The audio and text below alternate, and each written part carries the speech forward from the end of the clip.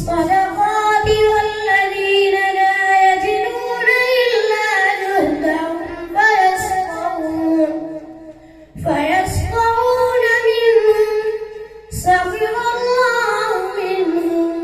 ولهم عذاب أليم استغفر لهم أو لا تستغفر لهم إن تستغفر لهم